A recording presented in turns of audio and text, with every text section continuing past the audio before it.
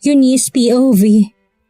Narinig ko ang pag-iyak ni Eman pero hindi ko pa kayang imulat ang mga mata. Hindi ko alam pero sobrang bigat ng mga mata ko. Hanggang sa hindi ko na alam ang sumunod na nangyari sa akin.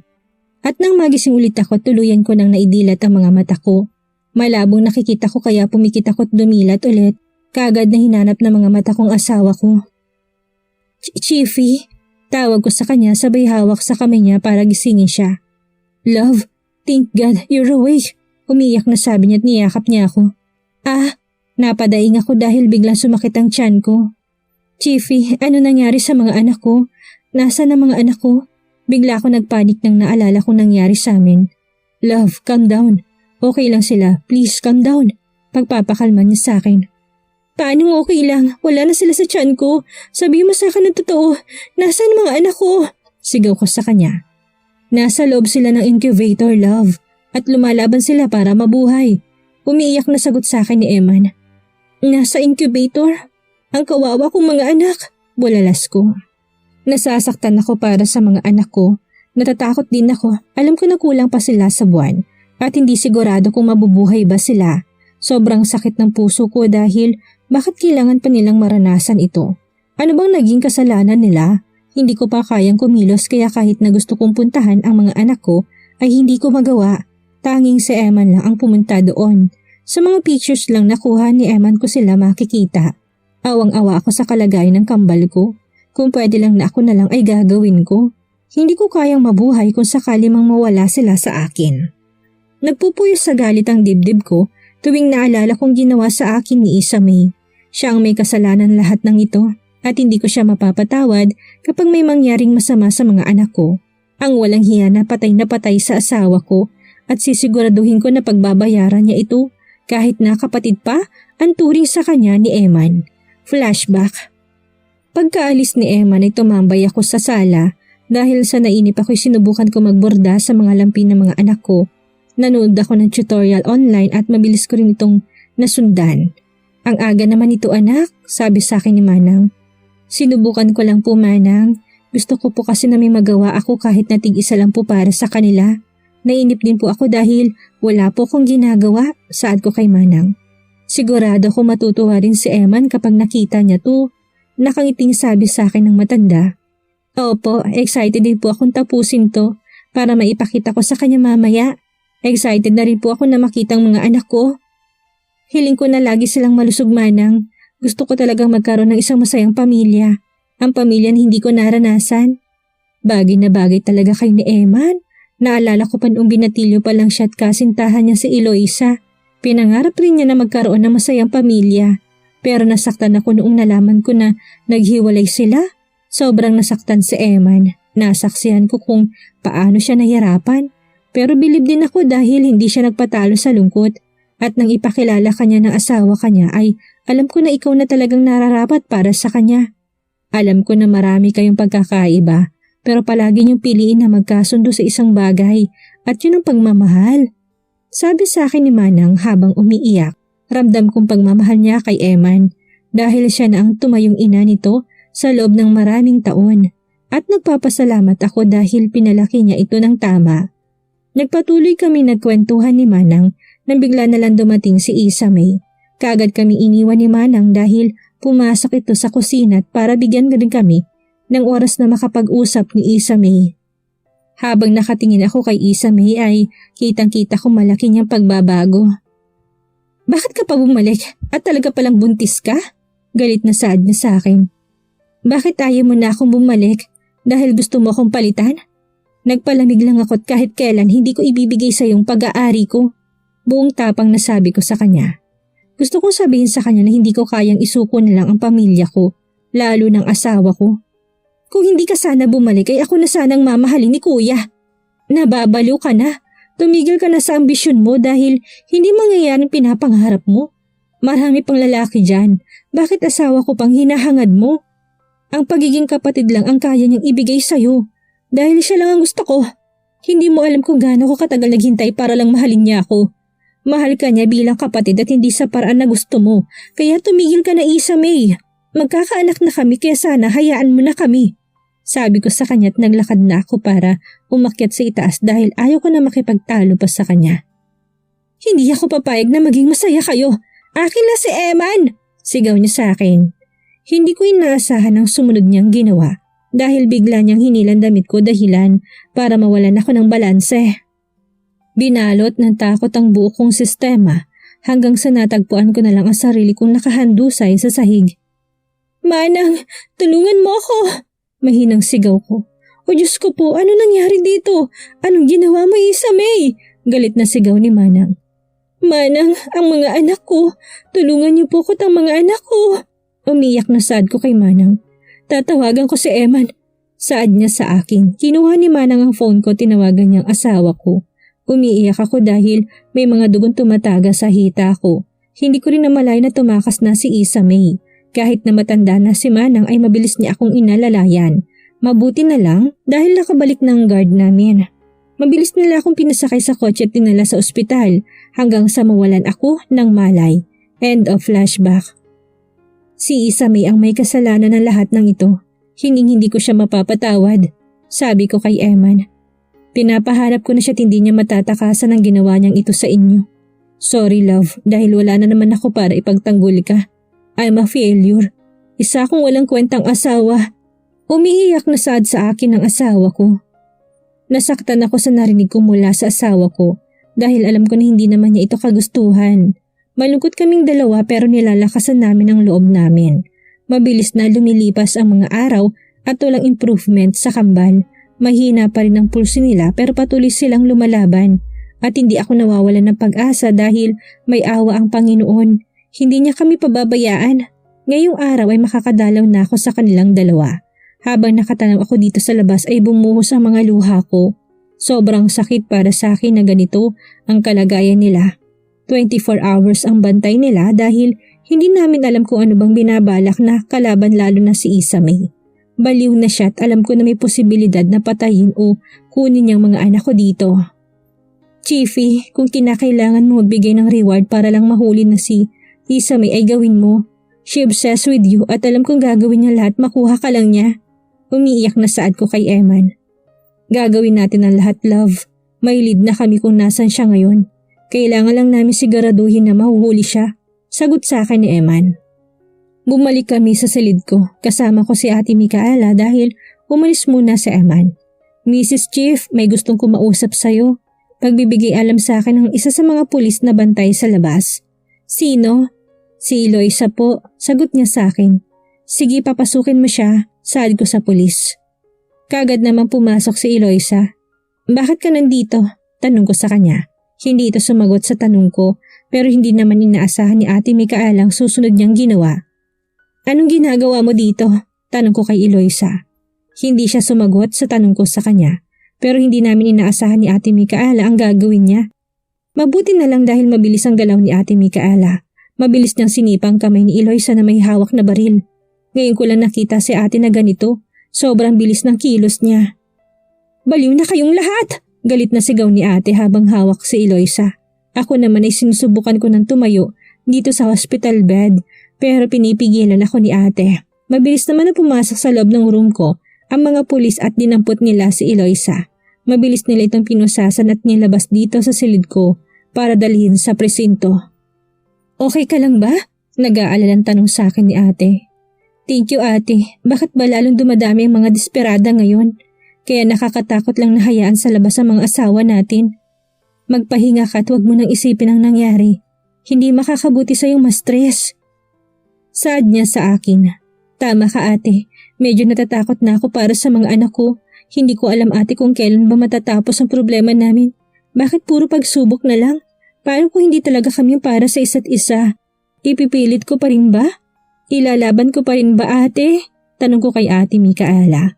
Huwag mo nga sabihin yan. Saway sa akin ni ate. Pero ate, umiiyak na sabi ko sa kanya. Biglang bumukas ang pinto at pumasok si Eman. Kagad niya ako niyakap dahil humagulhol na ako. Alagaan mo yan. Kung ano ang mga sinasabi niya. Mas mabuti na huwag ka nang munang umalis. Muntik na yan kanina. Sige, uuwi na muna ako. Saad ni ate sa asawa ko. Salamat Micaela. Pasasalamat ni Eman kay ate. Love, tahan na. Hindi na ako aalis, pangako. Sabi niya sa akin. Chiefy, paano kung... Ano love? Kung hindi talaga tayo para sa isa't isa kasi parang ayaw ng tadhana na maging masaya tayo. Hindi ba siya nagsasawa sa kakabigay sa atin ng pagsubok? Kasi ako sawa na ako. Pagod na ako. Umiiyak na sabi ko sa asawa ko. Love, don't say that. Kaya natin to. Please, kumapit ka pa. Mahal na mahal kita at alam ko na tayong tinadhana. Kaya please, huwag mo isipin na hindi tayong para sa isa't isa. I'm sorry, love. I know it's my fault. Ako ang dapat sisihin sa lahat ng ito.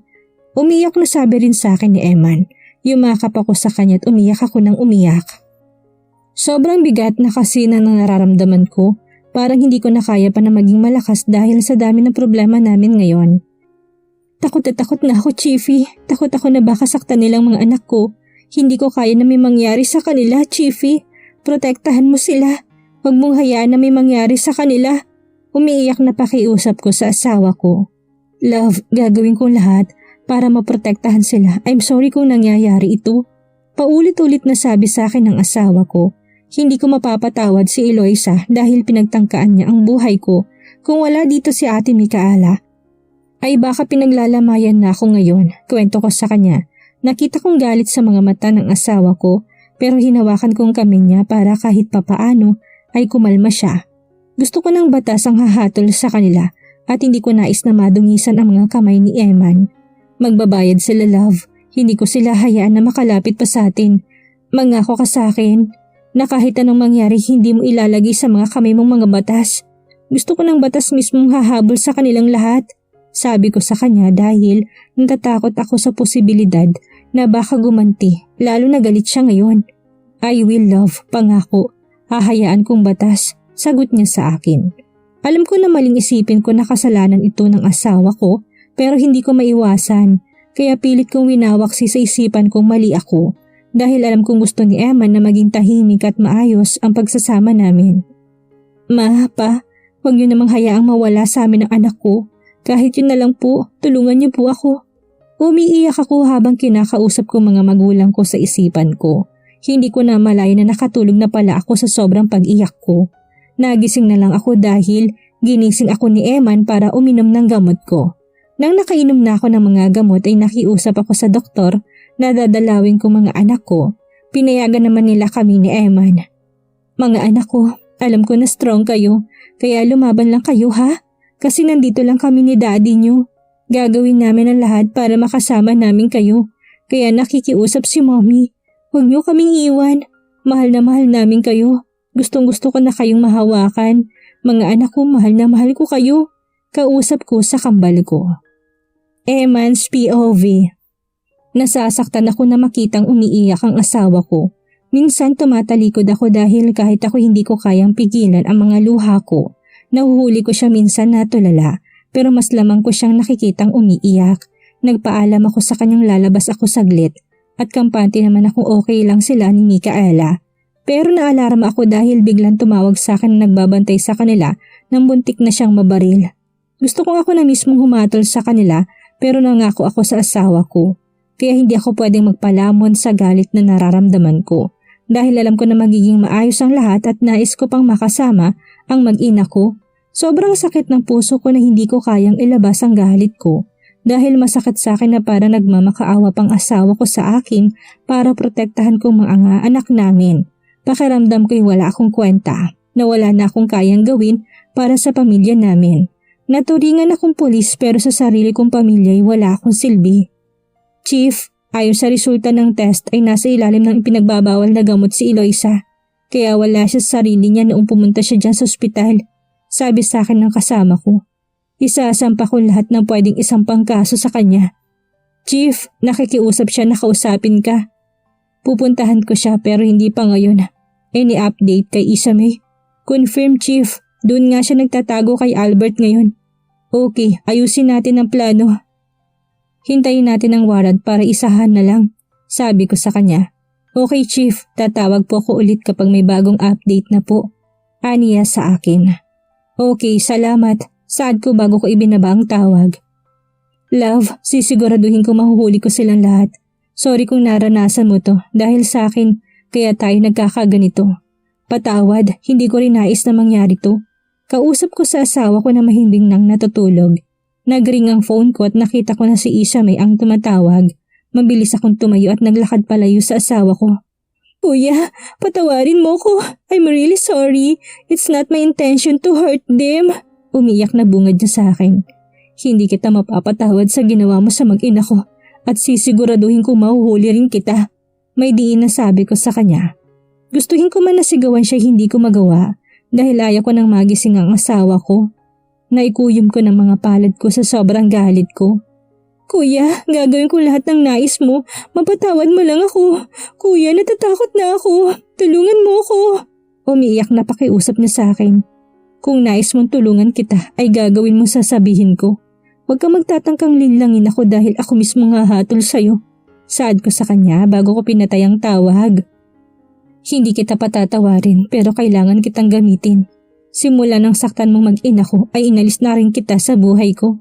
Saad ko sa sarili ko bago ko naglakad pabalik sa pwesto ng asawa ko. Eunice POV. Kahit na mahinang boses ng asawa ko ay narinig ko ang sinabi niya sa kausap niya. Nagkunwari akong tulog. Alam ko na puyat at pagod ng asawa ko, lalo na't wala naman akong kayang gawin sa ngayon kundi ang maghintay at magpagaling. Kakabalik lang niya sa trabaho pero nandito siya para mag-alaga sa amin. Naalala ko pang masaya niyang mukha noong pagpasok na ulit siya sa trabaho niya. Kaya araw-araw kong hinihiling na maging mabuti na ang lagay ng mga anak ko at ipagdadasal ko palagi na ligtas sila. Ganon din kami ng asawa ko. Chiefy, pwede ba tayong mag-usap?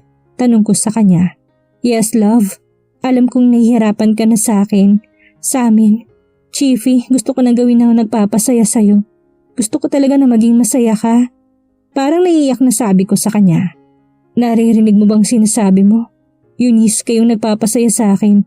Kung nahihirapan man ako'y wala akong pakialam dahil mas mahalaga kayo sa akin. Kulang pa bang lahat ng ginagawa ko para kumapit ka? Umiiyak na tanong niya sa akin. Hindi kulang, kung hindi sobra-sobra pa. Hindi ko kayang makita ka nasasaktan. Halos araw-araw ay nakikita kitang nahihirapan. Hindi ako nahihirapan dahil alam ko na para sa inyong lahat ng ito. Sa tingin mo ba hindi ako nasasaktan na nakikita kitang nasasaktan din? Bumabawi ako sa mga pagkukulang ko sa inyo, love. Sa mga oras na wala ako sa tabi mo. Kaya huwag mo naman akong itaboy kasi pagod na ako maging failure. At kapag pinaalis mo ko sa buhay mo, doon ko mas lalong paniniwalaan na wala talaga akong kwentang asawa at tatay sa inyo. Eunice, hindi ko na kayang mabuhay nang wala kayo sa tabi ko. Umiiyak na sabi niya sa akin. Eman, naiyak na bigkas ko sa pangalan niya. Pinunasan niyang luha niya at mabilis siyang lumabas sa silid ko.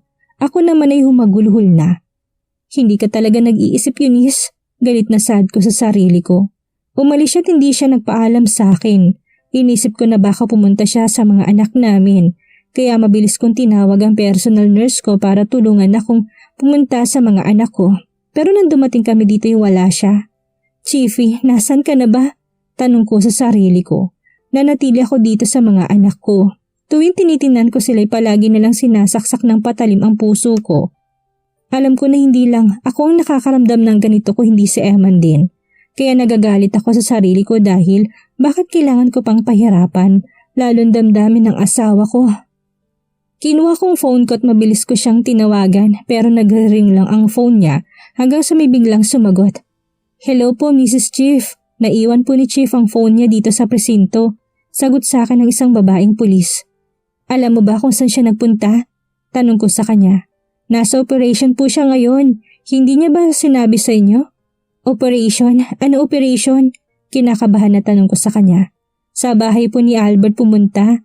May search warrant na po kasi kanina. Sagot niya sa akin na nagbigay ng takot sa puso ko. Binalot ng takot ang puso ko.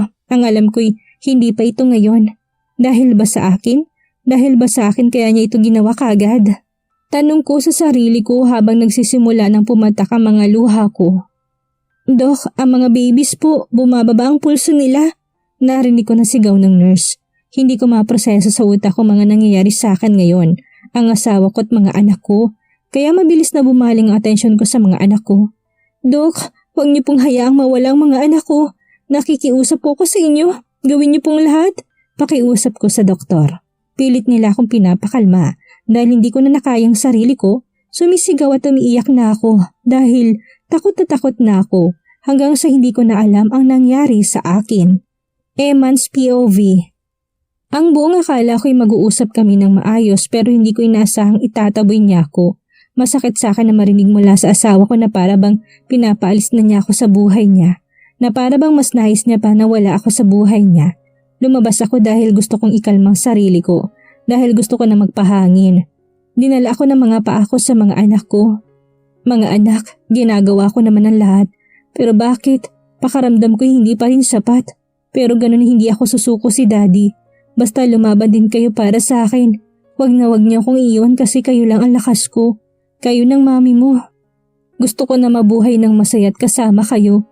Kausap ko sa mga anak ko kahit hindi ako sigurado kung naririnig ba nila ako. Naramdaman ko nag-vibrate ang phone ko kaya kagad ko tong kinuha sa bulsa ko. Hello? Sagot ko sa phone ko. Chief, update lang kita na may search warrant na po tayo. Sabi sa akin ng kasama kong pulis. Okay, maghanda na kayo dahil ililigtas na natin ang mga babae. Ngayon na, Chief? Yes, ngayon na dahil baka makatulog pa sila at mailipat nila to. Sayang ang pagkakataon. Saad ko sa kanya. Copy that, sir. Sagot niya sa akin sabay baba sa tawag. Mga anak, aalis muna si Daddy ha. Kailangan ko nang tapusin ito ngayon para tuluyan ng mawalang pangamba sa puso namin ng mommy niyo. Behave lang kayo dito ha. Babalik rin ako kaagad. Kausap ko sa mga anak ko. Mabigat na naman ang puso ko na umalis pero kailangan ko. Hindi ko nais na palampasin pa ito. Gustong gusto ko na itong matapos ngayon para maging tahimik ng pagsasama namin ni Eunice. Gustong gusto kong magpaalam at pumasok sa loob pero pinigilan ko sarili ko. Alam ko na nasabi niya lang yun kanina pero alam ko rin na hindi niya ako papayagan kapag nagpaalam ako. Huminga ako ng malalim bago ko nilisan ang silid niya. Sorry love, but I need to do this. Mabilis akong bumiyahe papunta sa presinto. Sabay-sabay kaming naghanda ng mga kasamahan ko. Sinabi ko rin ang magiging plano namin. Pagkatapos na bumiyahe kami papunta sa bahay ni Albert. Akong bumaba para kausapin sila ng maayos pero hindi sila pumayag. Nauna sila nagpaputo kaya gumanti kami. Nagtago ako sa pader dahil pinapaulanan nila kami ng bala. Eman my friend, kung ako sa'yo ay papatigilin mo ng mga kasama mo at umalis na kayo.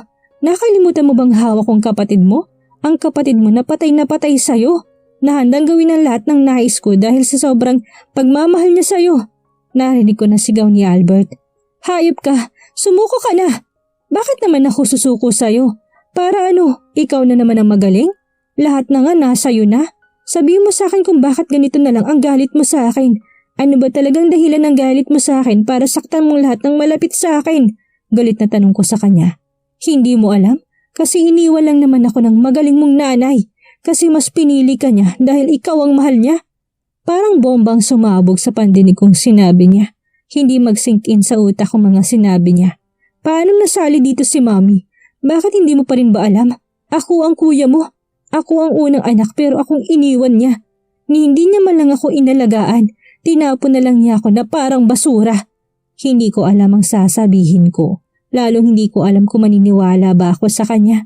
Hindi ako kumilos sa pinagtataguan ko dahil sa pagkabigla sa mga revelasyon ni Albert. Magkapatid kami. Sad ko sa sarili ko hanggang sa nabigla ako dahil parang may biglang tumama sa ulo ko. Anong gagawin ni Eman sa nalamang revelasyon kay Albert? Ano kayang nangyari matapos biglang may tumama sa ulo ni Eman? Yan ang ating aalamin sa susunod nating kabanata.